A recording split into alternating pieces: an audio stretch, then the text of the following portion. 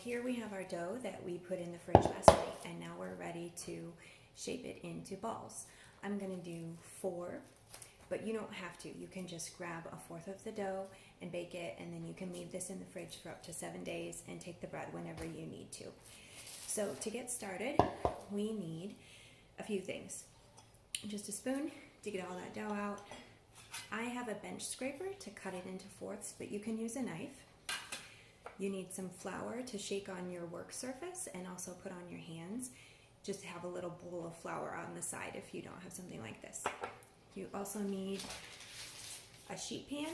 This is parchment paper. It really does make this a lot easier, so I highly suggest using it, but otherwise any kind of sheet pan is going to work.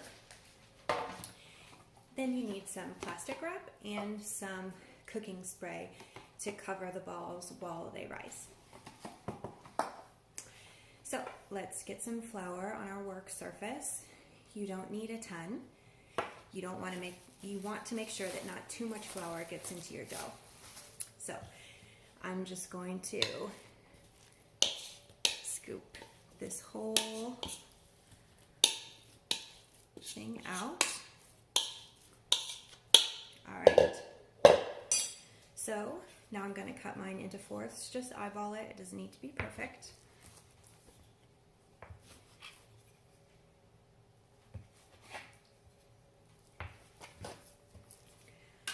Okay, so now we can shape it into balls.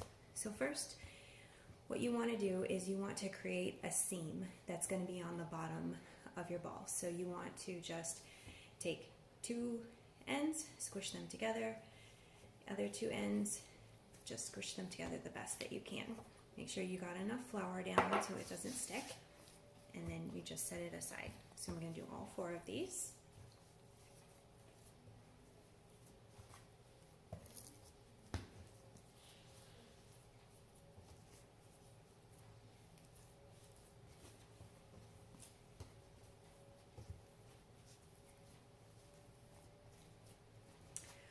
Okay, so now we're ready to get this into a tight ball. So all you want to do is just make sure you have some flour on your hands. And you just want to kind of turn the dough and tuck a little bit underneath. This is going to help you get a tight skin on the top. So I do it for a few tucks, and then I turn it over, and I see the seam isn't really staying together, so I'm just going to do a little more squishing. You do want to make sure you do that, because if you have a big open spot on the bottom, the steam is going to go out the side of your dough instead of going out the top, and you're going to get kind of a flatter dough, a flatter loaf of bread that's going to look a little bit funny. So make sure you still have enough flour. You don't want your hands to get sticky.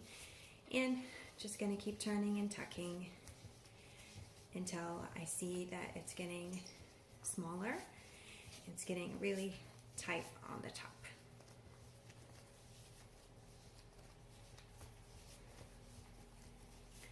All right, that feels good to me. So I'm going to just move it over to my sheet pan, and I'll move it.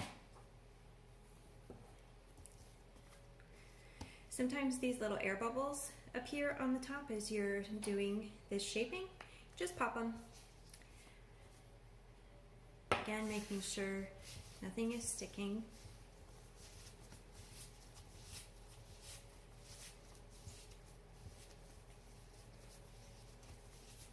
Gonna look on the bottom. Looks like I need to push this together a little bit more.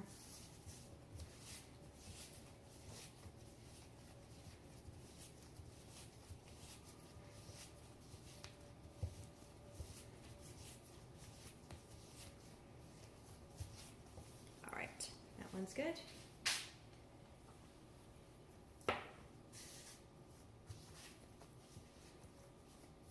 Hands are getting sticky, so I'm just going to add some more flour.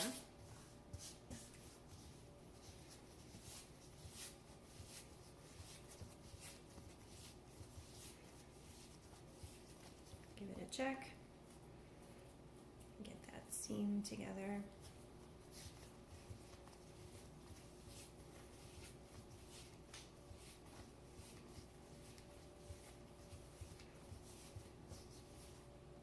few air bubbles to pop there.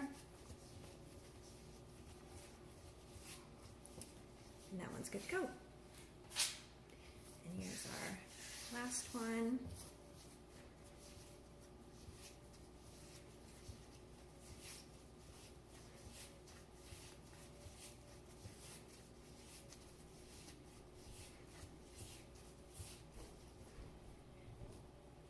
Get that seam together.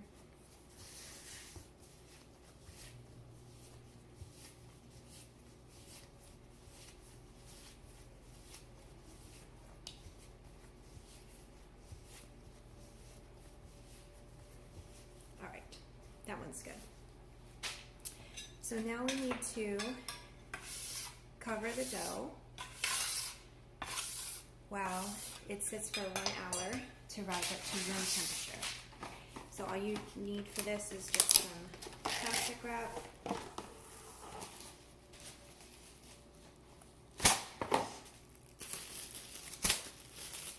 You do want to spray this so that it doesn't stick to the dough. Otherwise, you'll lose that nice shape when you take it off.